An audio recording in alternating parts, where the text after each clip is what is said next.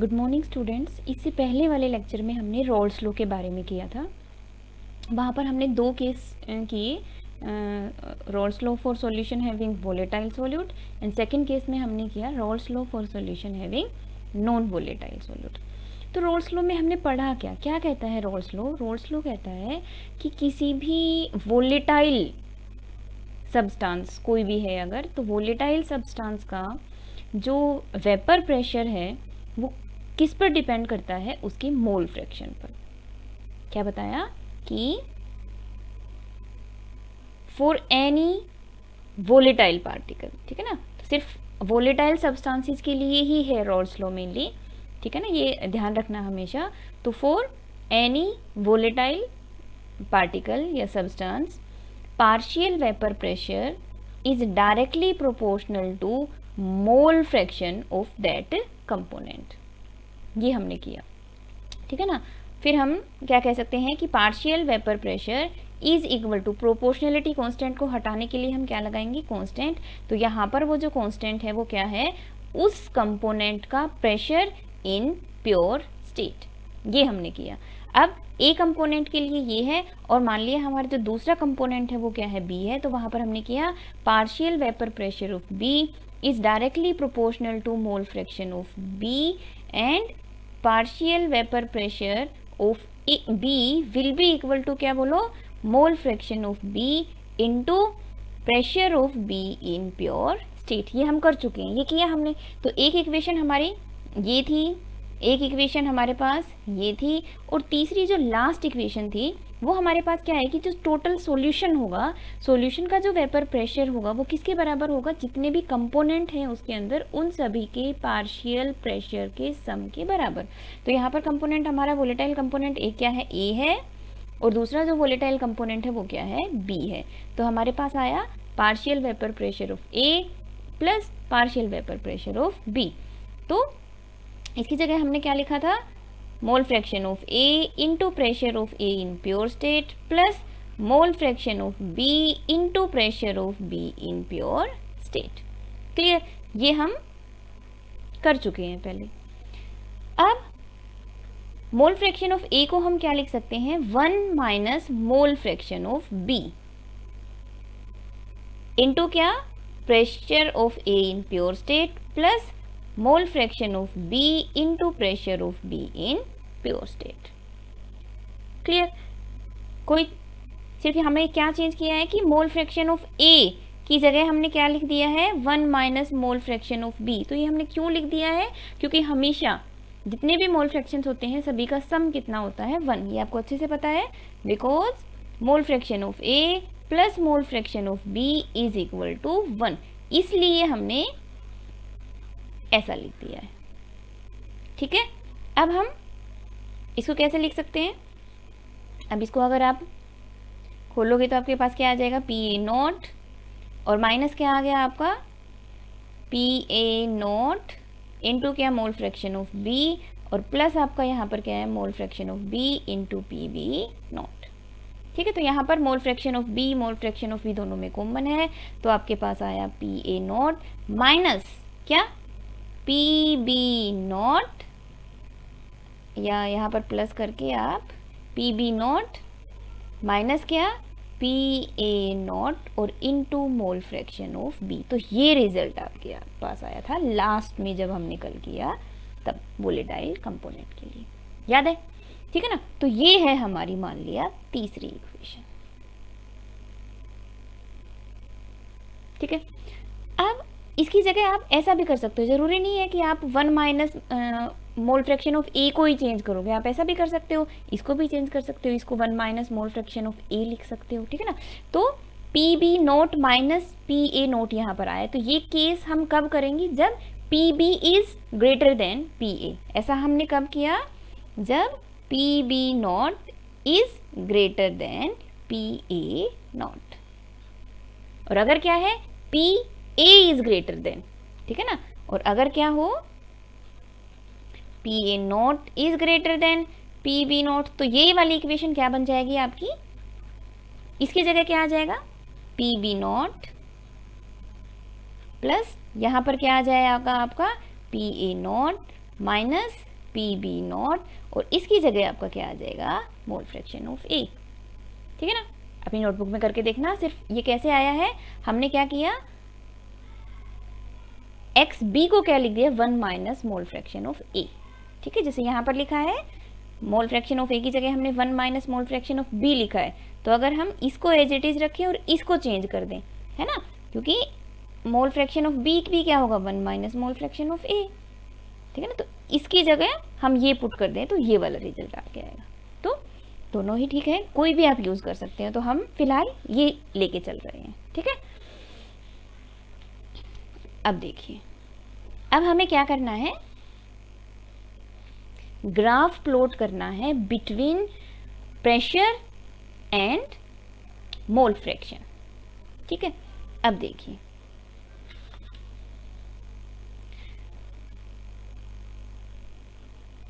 Graph plot करेंगे हम तीनों इक्वेशंस के लिए, फर्स्ट, सेकंड एंड थर्ड। ठीक है, तो अभी आप देखते जाइए। मान लिया यहां पर हमने ले लिया मोल फ्रैक्शन ऑफ ए या बी, कुछ भी ले सकते हैं आप। ठीक है, क्या लिया आपने, यहां पर हमने प्रेशर ले लिया इस साइड, और इस साइड हमने क्या ले लिया, मोल फ्रैक्शन। किसी का भी ले लो आप, मोल फ्रैक्शन ऑफ ए ले लो, मोल फ्रैक्शन ऑफ बी ले लो, कुछ भी ले सकते हैं।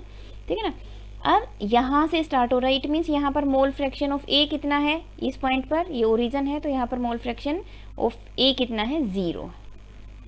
ठीक है ना, और आप सभी को पता है कि मोल फ्रैक्शन मैक्सिमम कितना होता है, 1 होता है। मैंने कहा कि जितने भी कंपोनेंट्स है सभी की फ्रैक्शंस को अगर हम सम करेंगे तो हमेशा कितना आएगा, हमारे पास 1 आएगा। तो मैक्सिमम कितना हो सकता है, 1। तो यहाँ पर मैक्सिमम वैल्यू है इसकी, it means mole fraction of A is equal to यहाँ पर क्या है, 0।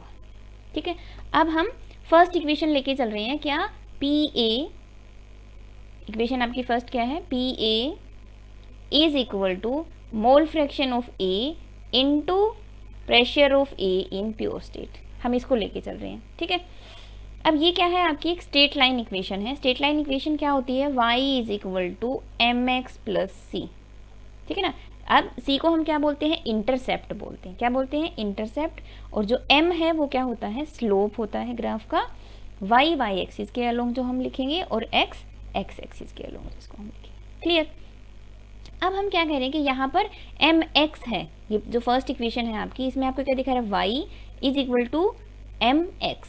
ठीक है ना, सी नहीं है ना कुछ भी, इट मीन्स वो क्या है, 0। इट मीन्स ये जो लाइन है इस ग्राफ की वो कहाँ से स्टार्ट होगी, ओरिजिन से स्टार्ट होगी। ठीक है, अब हम दोनों पॉइंट देखते हैं कि यहाँ से 2 पॉइंट हम डिटरमाइन करेंगे और फिर लाइन खींच देंगे तो हमारे पास ग्राफ आ जाएगा। तो अभी देखिए, अब हम क्या कर रहे हैं, इस इक्वेशन में आप देखो और वैल्यू पुट करो, मोल फ्रैक्शन ऑफ ए कितना लो, पहले 0 लो, हमें 2 पॉइंट देखने हैं। तो मोल फ्रैक्शन ऑफ ए अगर हम यहाँ पर मोल फ्रैक्शन ऑफ ए अगर आप 0 पुट कर देते हैं तो आपके पास क्या आ जाएगी equation, P A is equal to क्या आ जाएगा, आपके पास 0 आ जाएगा। क्या आ जाएगा, जी 0। ठीक है ना, 0 मतलब यहीं पर यही है 0, तो ठीक है ना, तो पी ए 0, तो 1 पॉइंट हमारा आ गया ये।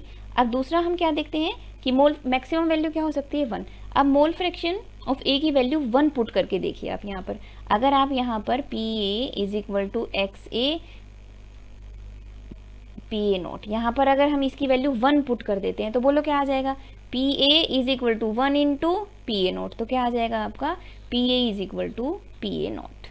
क्या आ जाएगा, P A is equal to P A naught, जो इसकी क्या होगी, मैक्सिमम। तो जब इसकी वैल्यू क्या है, 1 है, तो इसका जो प्रेशर होगा वो किसके बराबर आएगा, आपका पी ए नॉट के बराबर आएगा। तो हमने मान लिया ये पी ए नॉट इस लाइन पे ही आएगा ना, यहाँ पर, तो वो मान लिया कहाँ है, यहाँ है। ठीक है ना, तो 1 पॉइंट आपका ये आ गया और 1 पॉइंट ये आ गया, इन दोनों को हम मिला देंगे तो ये आपका आ गया ग्राफ। ठीक है, आ गया, इस लाइन को हम मिला देते हैं यहाँ पे। ठीक है, तो ये आ गया आपका ग्राफ। तो ये ग्राफ कौन किस वाली इक्वेशन को रिप्रेजेंट कर रहा है, P A is equal to X A into P A naught. Clear, तो एक लाइन का ग्राफ हमारे पास आ गया। अब हम दूसरी इक्वेशन के लिए चेक करते हैं। ठीक है, तो दूसरी इक्वेशन देखिए आपकी क्या है, दूसरी इक्वेशन आपकी है इस साइड में लिख रही हूँ P B is equal to क्या, X B into P B naught, ये है आपकी। ठीक है, अब अगर यहाँ पर मोल फ्रैक्शन ऑफ ए, हम सॉल्यूशन की बात करें, अगर मोल फ्रैक्शन ऑफ ए कितना है, 0 है। ठीक है, तो इस पॉइंट पे यहाँ पर इट मीन सॉल्यूशन में ए तो है ही नहीं, और मोल फ्रैक्शन टोटल कितना होता है, 1 होता है। तो इसका मतलब दूसरा कंपोनेंट जो है बी, उसका मोल फ्रैक्शन कितना हो गया, 1। दोनों की मोल फ्रैक्शन का सम 1 है। Mole fraction of A plus mole fraction of B is 1, और मोल फ्रैक्शन ऑफ ए कितना है, 0। It means mole fraction of B is 1। तो इस पॉइंट पे यहाँ पर मोल फ्रैक्शन ऑफ बी कितना होगा आपका, 1, तो 1 लिख दिया। और मोल फ्रैक्शन ऑफ ए यहाँ पर क्या है, 1 है, तो it means mole fraction of B कितना हो जाएगा यहाँ पर, 0। क्लियर। अब हम देखते हैं कि पी बी, यहाँ पर हम मोल फ्रैक्शन 1 पुट करके देखते हैं, तो 1 आएगा, तो पी बी पार्शियल प्रेशर कितना हो जाएगा, पी बी नोट के बराबर, जब हमने इसकी वैल्यू 1 पुट की। ठीक है ना, तो 1 पुट कर रहे हैं, मतलब mole fraction of B is 1। तो इस के लिए जो प्रेशर है, यहाँ पर प्रेशर इस ऊपर की साइड, तो वो जो है कितना होगा, पी बी नोट के बराबर। और हम फर्स्ट केस क्या लेके चल रहे हैं कि P B naught is greater than, अगर पी बी नोट क्या हो, ग्रेटर हो, ये इक्वेशन लेके चल रहे हैं ना। पी बी नोट केस हम कोई भी ले सकते हैं, ठीक है ना। अगर हम ये केस लेके चलेंगे तो ये वाली इक्वेशन लेनी पड़ेगी हमें, ठीक है। और अगर हम इसको ज़्यादा ले रहे हैं तो फिर हमें ये वाली इक्वेशन लेनी है। तो फिलहाल हम क्या ले रहे हैं, ये वाली इक्वेशन। तो हम क्या कह रहे हैं कि मान लिया पी बी नोट जो है, pressure of B pure state में क्या है, ज़्यादा है in comparison to pressure of A in pure state से। ठीक है, तो हमारे पास क्या आ जाएगा, इसका मतलब हम, ये आपका क्या आया था, ये आपका आया था P A not,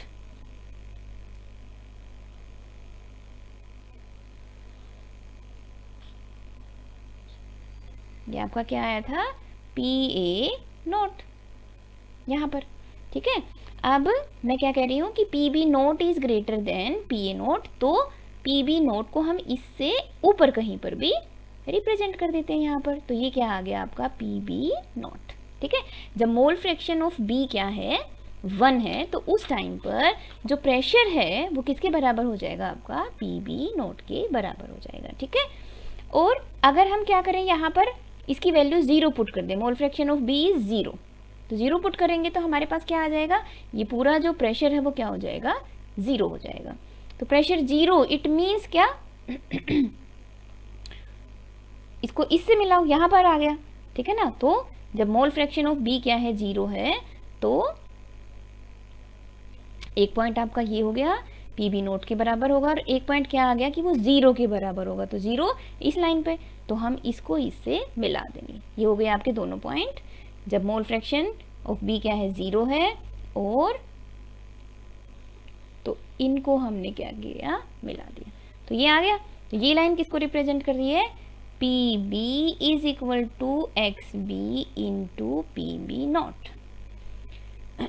very very important है ये।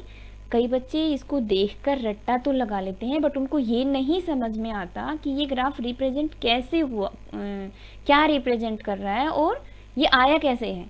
ठीक है ना, तो इसे आप बिल्कुल आराम से समझिए। ठीक है, अब तीसरी इक्वेशन जो हमें क्या बता रही है कि जो टोटल प्रेशर है वो कितना है। टोटल प्रेशर को हम कैसे रिप्रेजेंट करेंगे, अभी तक तो हमने क्या किया, पार्शियल प्रेशर को रिप्रेजेंट किया है। अब तीसरी इक्वेशन को अगर हमें रिप्रेजेंट करना है तो हम उसको कैसे करेंगे, तो देखिए आप इक्वेशन को देखिए, ये इक्वेशन है आपकी। अब इसी इक्वेशन में अगर हम एक बार क्या करें, मोल फ्रैक्शन ऑफ बी की वैल्यू 0 पुट कर दें, और एक बार हम क्या करें, इसकी वैल्यू 1 पुट कर दें। ठीक है, तो आपके पास देखिए क्या होगा। अगर हम क्या करें, मैं यहाँ पर दिखाती हूँ आपको, हमारे पास ये इक्वेशन है। अगर हम एक्स बी की वैल्यू क्या पुट कर दें, 0 पुट कर दें। ठीक है ना, तो इस इक्वेशन में हमारे पास क्या आ जाएगा, P is equal to P A naught plus P B naught minus P A naught, और इसकी जगह हमने रख दिया 0, और किसी भी नंबर को वैल्यू को हम 0 से मल्टीप्लाई करेंगे तो ये फैक्टर पूरा आपका क्या हो गया, 0 हो गया।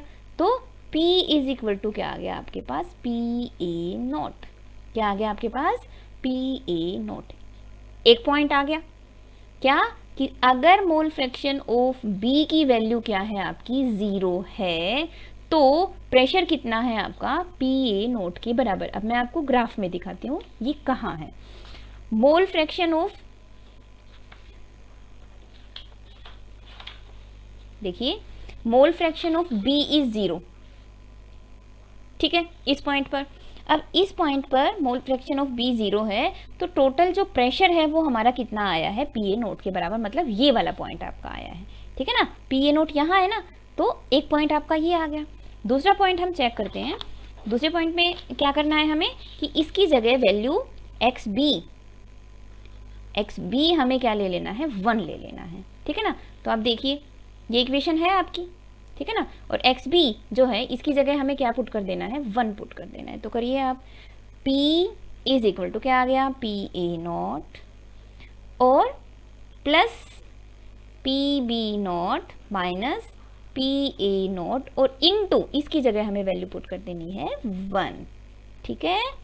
P A naught plus P B naught और माइनस पी ए नॉट, तो पी ए नॉट से पी ए नॉट कट गया, तो P हमारे पास क्या आ गया, पी बी नॉट।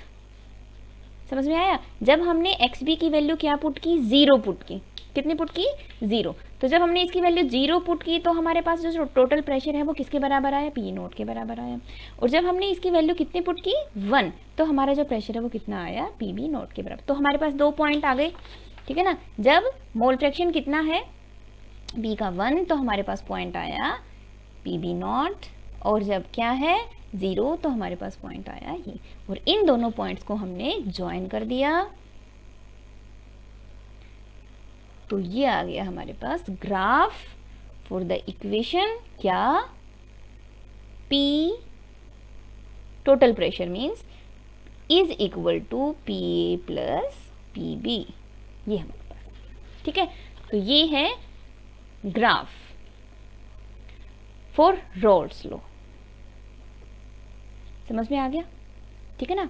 बहुत इंपॉर्टेंट है ये, देखने में बड़ा ही इजी लगता है कि एक बार ऐसी लाइन लगा दो, एक बार ऐसे लाइन लगा दो, ठीक है ना। लेकिन मोस्टली 90% या मैं कह सकती हूँ 99% स्टूडेंट्स को ये नहीं पता होता कि ये ग्राफ रिप्रेजेंट क्या कर रहा है और ये कैसे आया है, ठीक है ना। तो ये आ गया होगा आपको समझ में।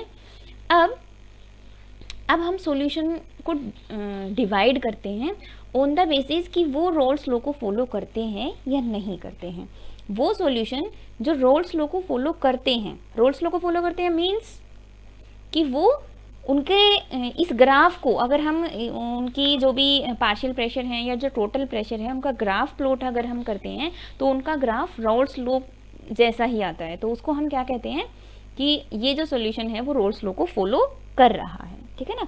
तो मैंने कहा कि 2 टाइप्स में हमने डिवाइड किया डिपेंडिंग ऑन कि वो सॉल्यूशन जो है रोल्स लॉ को फॉलो करता है या नहीं करता है। मींस जो टोटल प्रेशर है वो कंपोनेंट्स की पार्शियल वेपर प्रेशर के सम के इक्वल है या नहीं है। अगर टोटल प्रेशर पार्शियल प्रेशर्स के सम के बराबर है तो हम कहेंगे कि वो रोल्स लॉ को फॉलो करता है, अदरवाइज वो रोल्स लॉ को फॉलो नहीं करता है। तो हमने क्या कहा, रोल्स लॉ क्या है, P pressure of solution is equal to partial pressures of volatile components का सम, ठीक है ना। Total vapour pressure of solution is equal to the sum of partial pressure of all volatile components of solution.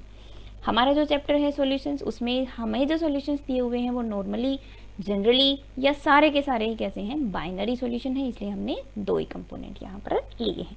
अब वो solution जो इसको follow करते हैं, वो सॉल्यूशन जिनके लिए ऐसा होता है वो क्या है, आइडियल। और वो सॉल्यूशन जिनके लिए pressure total vapor pressure of solution is not equal to the sum of partial pressure of each component। दो केस हो सकते हैं, एक जिनके लिए ऐसा है, मतलब जो रोल्स लॉ को फॉलो करते हैं, एक वो जिनके लिए ऐसा नहीं है। तो वो सॉल्यूशन जो इसको फॉलो नहीं करते हैं या वो सॉल्यूशन जो इसको फॉलो करते हैं। तो इस टाइप के जो सॉल्यूशन हैं उन्हें हम कहते हैं आइडियल सॉल्यूशन। उन्हें हम क्या कहते हैं? Ideal solution. और जो इस तरह के होते हैं, जो रोल्स लॉ को फॉलो नहीं करते हैं, जिनके लिए total vapour pressure of solution उनके वोलेटाइल कंपोनेंट्स के सम के इक्वल नहीं होता है, उन्हें हम कहते हैं non ideal solution. Non ideal solution. Clear? तो अब हमारा जो टॉपिक है जो हम करने जा रहे हैं वो क्या है? Ideal and non ideal solution. जो आइडियल सॉल्यूशन है वो ऐसे क्यों होते हैं, उनमें ऐसा क्या होता है, उनके क्या क्या कैरेक्टरिस्टिक्स होते हैं, और जो नॉन आइडियल सॉल्यूशन है उनमें ऐसा क्या होता है। ठीक है ना? तो ideal and non ideal solution. तो देखिए, आइडियल सॉल्यूशन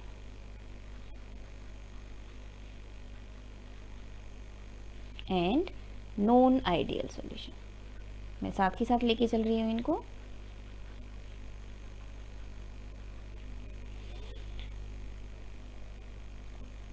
तो क्या होता है स्टूडेंट्स, सबसे पहली बात तो क्या है कि हमने बताया कि ये रोल्स लॉ को फॉलो करते हैं।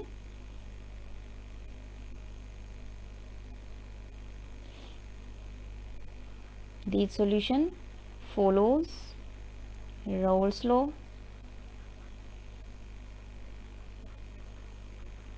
और ये क्या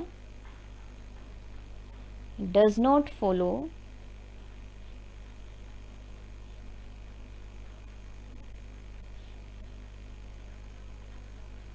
रोल्स लॉ। द फॉलो करते हैं, इट मीन्स क्या होता है इनमें, प्रेशर जो है total pressure is equal to the sum of partial pressure of each volatile component. But इनके केस में क्या होता है, partial total vapor pressure of solution is not equal to the sum of partial vapor pressure of each component। ठीक है ना?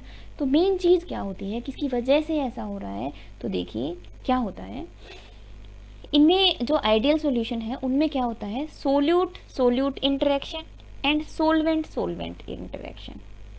Solute solute, मान लिया हम ए को सोल्यूट मान रहे हैं, या मैं लिख ही देती हूँ सोल्यूट सोल्यूट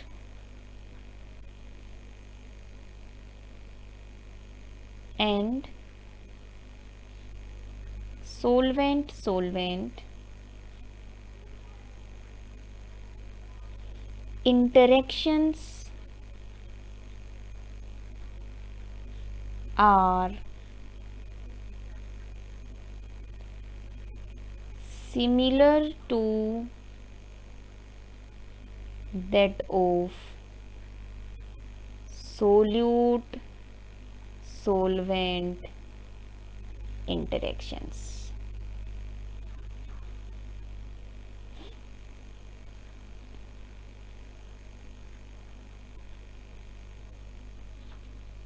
ठीक है, बट यहाँ पर ऐसा नहीं होता है। अभी मैं समझाती हूँ क्या है ये। Solute solute and solvent solvent interactions are not similar to solute solvent interaction।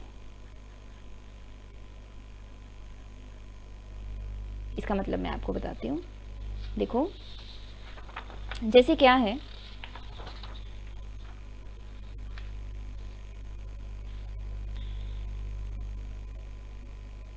ये कोई सॉल्यूशन है,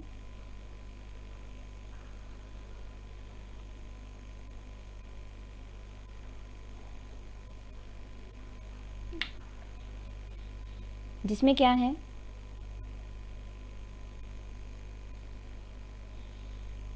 सोल्यूट है और ये आपका सोलवेंट है, सोल्यूट सोलवेंट इस तरह से पड़े हैं सॉल्यूशन के अंदर। ठीक है, ये क्या है आपका सोल्यूट है और ये क्या है आपका सोलवेंट है। ये तो सॉल्यूशन हो गया, ठीक है ना। अब बाय चांस मान लिया ये अलग अलग हैं, पहले यहाँ पर ये क्या है, इसमें सिर्फ सोलवेंट है और यहाँ क्या है, सोल्यूट है। ये क्या है, सोल्यूट। ठीक है, ये आपका सॉल्यूशन है, ये सोलवेंट है और ये क्या है आपका सोल्यूट। क्लियर। अब देखो, अब इसके अंदर जो हमने सोल्यूट ऐड कर रखा है, अब इसके ये क्या है, सोल्यूट पार्टिकल्स हैं और इन पार्टिकल्स के बीच में क्या है, किसी तरह का फोर्स ऑफ अट्रैक्शन है, इनके बीच में कोई इंटरेक्शंस हैं। तो उन इंटरेक्शंस की हम बात कर रहे हैं, उसको हम बोल रहे हैं सोल्यूट सोल्यूट इंटरेक्शन। इनके बीच में जो इंटरेक्शंस हैं उन्हें हम क्या कह रहे हैं, सोल्यूट सोल्यूट इंटरेक्शंस।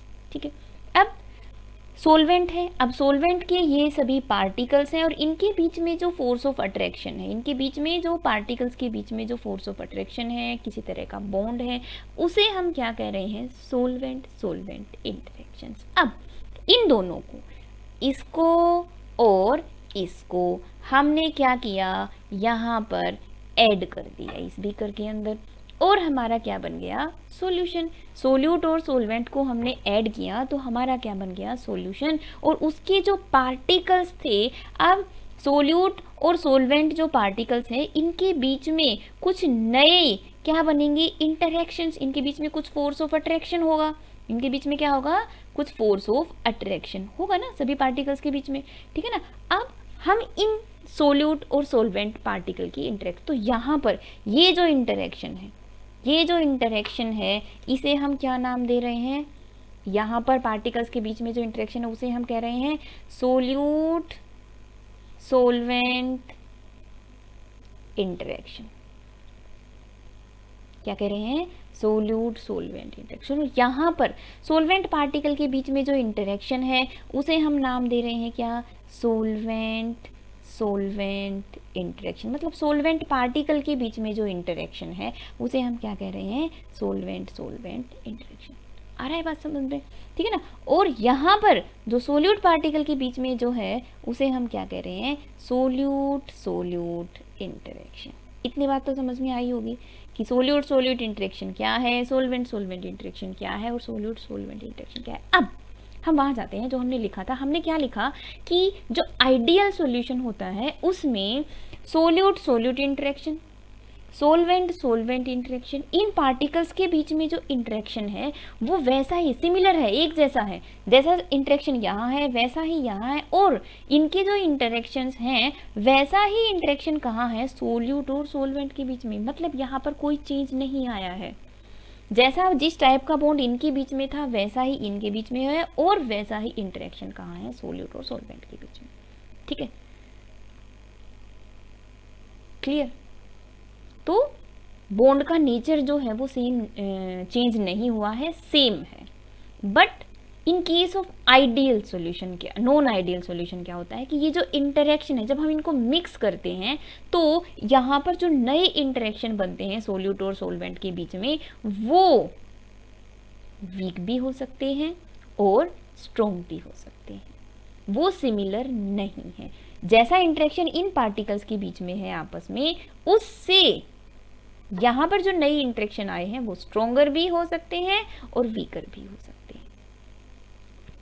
ठीक है, तो ये बात बताई गई है यहाँ पर, क्या कि solute solute and solvent solvent interactions are similar to that of solute solvent interaction, but यहाँ पर क्या होता है, वो इंटरेक्शंस सिमिलर नहीं होते हैं in case of non ideal solution. हो गया क्लियर? उसके बाद क्या है कि इन केस ऑफ नॉन जो आइडियल सॉल्यूशन है उसमें क्या है, delta H change in enthalpy after mixing, mix करने के बाद जब हम सोल्यूट और सोलवेंट को मिक्स करते हैं तो चेंज इन एंथैल्पी, एनर्जी में कोई चेंज होता है या नहीं होता है, तो यहाँ पर क्या कहता है, चेंज इन एंथैल्पी क्या होता है, ज़ीरो होता है। But in case of non ideal solution change in enthalpy after mixing zero नहीं होता है। ठीक है, तो इसको अभी हम समझते हैं कि इसका क्या मतलब है कि change in enthalpy after mixing zero है या नहीं है। अभी देखो हमने क्या कहा कि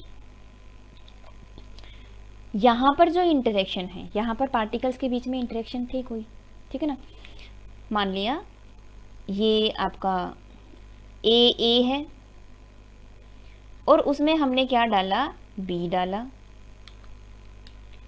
ठीक है ना, ये जो हैं ग्रीन वाले पार्टिकल्स इसको मैं क्या लिख रही हूँ, ए लिख रही हूँ, और जो ये ब्राउन वाले जो पार्टिकल्स हैं इनको मैं क्या लिख रही हूँ, बी लिख रही हूँ। ठीक है, तो ये मान लिया ये पार्टिकल्स थे, ठीक है ना। अब हमने जब इन दोनों को मिलाया तो क्या आया, ए बी आ गया, ए और बी के बीच में नई इंटरेक्शंस आई, ठीक है ना, मतलब क्या आ गया आपके पास, ये आ गया,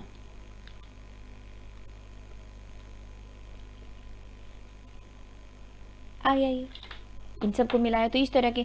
अब हमने ए और यहाँ पर दो ए थे दो बी थे, तो यहाँ पर अगर हम इसको बैलेंस करेंगे तो हमें क्या करना पड़ेगा, इसको 2 से मल्टीप्लाई। अब देखो अभी तक कुछ नहीं किया है मैंने, सिर्फ क्या कहा है कि ए और बी को हमने मिक्स किया है और मिक्स करने के बाद हमारे पास सॉल्यूशन आया, ये सॉल्यूशन है, ठीक है, तो ये सॉल्यूशन बन के आ गया। एंथैल्पी की बात कर रहे हैं, देखो अभी हमने क्या कहा है, ए के बीच में जैसा बॉन्ड था वैसा ही बॉन्ड क्या है, बी और बी के बीच में, ठीक है, और इन दोनों को मिलाने से जो ए बी बन के आया है वो बॉन्ड भी क्या है, वैसा ही है। अब क्या करते हैं, जब ए और बी को हम जब मिलाएंगे तो क्या होगा, जब ए बी बनेगा तो पहली चीज़ क्या होगी कि ये वाले कैसे मिलेंगे, ये इनके बीच में नए बॉन्ड कैसे बनेंगे, ए और ए क्या हो जाएंगे, पहले अलग अलग होंगे, ए पहले अलग हो गया, बी अलग हो गया, और फिर इन दोनों ने आपस में मिलके क्या बनाया, एक ए बी ये बना लिया और दूसरा ए बी ये बना लिया। मेरी बात समझ में आ रही है? मतलब पहले क्या होगा, ये बॉन्ड जो है वो टूटेगा, बॉन्ड क्या होगा, टूटेगा, ये बॉन्ड टूटा और ये बॉन्ड टूटा, और फिर जाके एक नया बॉन्ड बन के आया ए और बी के बीच में। अब आपको पता ही होगा जब बॉन्ड फॉर्मेशन होता है, जब बॉन्ड फॉर्मेशन होता है तो एंथैल्पी जो एनर्जी है वो रिलीज होती है, और जब बॉन्ड तोड़ना होता है, जब यहाँ पर बॉन्ड ब्रेक होगा तो क्या होगा, एनर्जी रिक्वायर होगी, ठीक है। यहाँ पर जो बॉन्ड ब्रेक हुआ है तो बॉन्ड को ब्रेक करने के लिए क्या होगी, अमाउंट ऑफ एनर्जी रिक्वायर होगी। तो इस बॉन्ड को तोड़ने के लिए मान लिया हमें कितनी एनर्जी लगी, यहाँ पर मान लिया 10 जूल एनर्जी लग गई, मान लिया, सपोज कर रहे हैं। और क्योंकि क्या हो रहा है कि ये वाला जो बॉन्ड स्ट्रेंथ है उतनी ही बॉन्ड स्ट्रेंथ इसकी थी, सेम था इंटरेक्शंस, ठीक है, तो यहाँ पर भी बी को तोड़ने के लिए कितनी एनर्जी, अगर यहाँ पर एनर्जी कितनी लगी 10, तो इसको भी तोड़ने के लिए एनर्जी कितनी लगेगी, 10 जूल लगी। अब हम क्या कह रहे हैं, ए और बी के बीच में जो नया बॉन्ड बना है वो भी कैसा है, बिल्कुल वैसा ही है, ठीक है ना। तो इस बॉन्ड को बनाने में जब एक 1 मोल ऑफ बॉन्ड बनेगा ए और बी के बीच में, जब पहला जो बॉन्ड बनेगा तो यहाँ पर कितनी एनर्जी जो है रिलीज हो जाएगी 10, और यहाँ पर भी कितनी रिलीज हो जाएगी 10, तो दो के लिए जो total amount of energy release हुई वो कितनी हो गई आपकी 20, कितनी हो गई 20। अब अमाउंट ऑफ एनर्जी जब रिक्वायर होती है, जब हम सिस्टम को देते हैं तो उसके लिए जो साइन होता है वो कैसा होता है, आप सभी को पता होगा, प्लस का साइन होता है, और जब अमाउंट ऑफ एनर्जी रिलीज होती है तो साइन कैसा होता है, नेगेटिव। तो यहाँ पर आ गया आपका जो है एनर्जी रिक्वायर कितनी हुई, +20 जूल, और रिलीज कितनी हो गई, -20 जूल। तो एंथैल्पी में चेंज कितना आ गया, 0। आफ्टर मिक्सिंग जो चेंज इन एंथैल्पी है वो कितना है आपका, 0। आपको मेरी बात समझ में आई? आई होप समझ में आ गई होगी, और अभी भी नहीं आई तो फिर समझ में आएगी भी नहीं शायद। ठीक है, तो क्या क्या एंथैल्पी चेंज आफ्टर मिक्सिंग क्या हो गया, 0 हो गया। क्लियर? तो in case of ideal solution, जो कि हम रट लेते हैं क्या, कि change in enthalpy after mixing क्या है, 0 है। तो वो क्यों है 0, आपको क्लियर हुआ, हो गया होगा। उसके बाद देखिए आप, उसके बाद जो नेक्स्ट जो डिफरेंस है आइडियल और नॉन आइडियल सॉल्यूशन में, डिफरेंस नंबर 5 जो हम लिखने जा रहे हैं, क्या है, change in volume after mixing is equal to 0 for ideal solution, and for non-ideal solution change in volume after mixing is not equal to 0। Volume change हो सकता है, यहाँ पर कोई वॉल्यूम चेंज नहीं होगा, ये कितना होगा, 0 होगा। अब ये 0 क्यों होगा और उसके केस में वो 0 क्यों नहीं होगा वो हम देखते हैं। ठीक है, फिर से वहीं चलो, क्या सॉल्यूशन है, अगर हम आइडियल सॉल्यूशन की बात करें तो इनके बीच में जो इंटरेक्शंस हैं यहाँ पर वो सिमिलर हैं। फोर्स ऑफ अट्रैक्शन पार्टिकल्स के बीच में सिमिलर है, उतना ही है। ठीक है ना, तो कोई कॉन्ट्रैक्शन नहीं होगा। ठीक है ना, किसी तरह का चेंज नहीं आएगा। बोले जितना स्पेस वो वाले पार्टिकल्स ऑक्यूपाई कर रहे हैं उतना ही स्पेस यहाँ पर सॉल्यूशन बनने के बाद उतना ही स्पेस वो ऑक्यूपाई करेंगे। बाय चांस अगर जो सॉल्यूशन बना है उसमें फोर्स ऑफ अट्रैक्शन पार्टिकल्स के बीच में स्ट्रोंगर हो गया है, मान लिया नॉन आइडियल के केस में, या तो इंटरेक्शन कैसा होगा, स्ट्रोंगर होगा, या कैसा होगा, वीकर। अब हमने मान लिया कि इंटरेक्शंस कैसी हो गई हैं, स्ट्रोंगर हो गई हैं। स्ट्रोंगर होंगी तो क्या होगा, उनके बीच में फोर्स ऑफ अट्रैक्शन ज़्यादा होने की वजह से जो पार्टिकल्स हैं वो क्लोज होंगे। पार्टिकल्स क्लोज होंगी तो जो स्पेस ऑक्यूपाई करेंगे वो क्या हो जाएगा, कम हो जाएगा। अब कब कम हो गया, सॉल्यूशन बनने के बाद। पहले वॉल्यूम क्या है, ज़्यादा, और अब क्या हो गया है, कम। It means change in volume is not equal to 0, या ऐसा भी हो सकता था। अब अगर क्या हुआ है, इंटरेक्शन स्ट्रोंगर है, अगर इंटरेक्शंस कैसी हैं, स्ट्रोंगर हैं, तो हमारे पास क्या आया, चेंज इन वॉल्यूम नेगेटिव। देख लो आप क्या आया, चेंज वॉल्यूम आफ्टर मिक्सिंग क्या है, कम है। वॉल्यूम आफ्टर मिक्सिंग क्या हो गया, कम, क्योंकि फोर्स ऑफ अट्रैक्शन ज़्यादा है तो एक दूसरे के क्लोज आ जाएंगे, स्पेस ऑक्यूपाई क्या करेंगे, कम करेंगे, है ना। अगर बच्चे दूर दूर बैठ जाते हैं क्लास में तो ज़्यादा स्पेस ऑक्यूपाई कर रहे हैं, अगर वही बच्चे क्या आ जाएं, पास पास आ जाएं तो थोड़े से स्पेस में आ जाएंगे, मतलब उनका जो वॉल्यूम है वो क्या हो गया, कम हो गया। क्लियर? तो क्या, अगर फोर्स ऑफ अट्रैक्शन ज़्यादा है तो स्पेस ऑक्यूपाई क्या करेंगे, कम करेंगे, वॉल्यूम क्या हो जाएगा, कम। तो volume in solution is less than पहले। ठीक है ना, तो चेंज इन वॉल्यूम क्या आ गया आपका, नेगेटिव आ गया। क्या आ गया, negative. If interactions are stronger, if interactions are stronger, अगर इंटरेक्शन स्ट्रोंगर है तो delta V change in volume क्या आएगा, नेगेटिव। अगर इंटरेक्शंस कैसी हो आपकी, वीक हो, तो सोचो क्या होगा, अगर वीक है इट मीन्स उनके बीच में जो फोर्स ऑफ अट्रैक्शन है वो कम है तो वो लूजली बाउंडेड होंगे, पार्टिकल्स के बीच में डिस्टेंस ज़्यादा होगी, ज़्यादा स्पेस ऑक्यूपाई करेंगे and volume will be higher. तो volume of solution is higher after mixing. ठीक है, तो चेंज इन वॉल्यूम क्या हो गया आपका, पॉजिटिव हो गया if interactions between solute and solvent are weaker, अगर कैसी हैं, वीकर हैं। क्लियर? तो हमने क्या देखा, ये दोनों केसेस किसके लिए हैं, नॉन आइडियल सॉल्यूशन के लिए। किसके लिए है ये, नॉन आइडियल सॉल्यूशन के लिए। आइडियल में तो क्या हो रहा है, क्योंकि इंटरेक्शन सिमिलर हैं तो कोई वॉल्यूम में चेंज नहीं आएगा, बट अगर नॉन आइडियल है तो इंटरेक्शंस क्या है, सिमिलर नहीं होती हैं, वो स्ट्रॉन्ग भी हो सकती हैं और वीक भी हो सकती हैं। तो चेंज इन वॉल्यूम 0 नहीं होगा, that may be more than 0, that may be less than 0, it means it may be positive and it may be negative. Clear? तो ये है आपका difference between ideal and non ideal solutions। हो गया। तो सबसे पहले हमने क्या कहा कि जो आइडियल सॉल्यूशन है वो रोल्स लॉ को फॉलो करते हैं, जबकि नॉन आइडियल रोल्स लॉ को फॉलो नहीं करते हैं। सेकेंड क्या है कि इनके लिए P is equal to P A plus P B, जबकि इनके लिए ऐसा नहीं होता है। सोल्यूट सोलवेंट इंटरेक्शन यहाँ पर क्या होती हैं, सिमिलर होती हैं, जबकि यहाँ पर क्या होती हैं, डिफरेंट होती हैं। डेल्टा H आफ्टर मिक्सिंग क्या होगा, जीरो, यहाँ पर जीरो नहीं होगा। वॉल्यूम चेंज आफ्टर मिक्सिंग क्या होगा, जीरो, और ये जीरो के इक्वल नहीं होगा। अब जो नॉन आइडियल सॉल्यूशन है और आइडियल सॉल्यूशन है उनके एग्जांपल्स। अब जितने भी सॉल्यूशन जैसे कि सिमिलर, जिनके सिमिलर काइंड के हों, जैसे हमने कहा ईथेन, ईथेन में मीथेन मिला दें, ठीक है ना, तो सिमिलर काइंड की इंटरेक्शन तो किस में होंगी, जिनका नेचर एक जैसा है, ठीक है ना। तो किसी भी अल्कोहल में अगर हम दूसरा अल्कोहल मिला दें, ठीक है ना, मतलब इथेनॉल, प्रोपेनॉल, तो इस तरह के कंपाउंड्स अगर हैं तो वहाँ वो क्या होंगे, आइडियल सॉल्यूशन के एग्जांपल होंगे, ठीक है ना। जैसे मैंने क्या कहा, इथेनॉल एंड प्रोपेनॉल, तो ये क्या हो गया, आइडियल सॉल्यूशन का एग्जांपल हो गया। इसी तरह से मान लिया हम क्या लिख देते हैं, पेंटेन एंड हेक्सेन, तो इन इंटरेक्शन जो है दोनों में एक ही तरह की होंगी, ठीक है ना। बेंजीन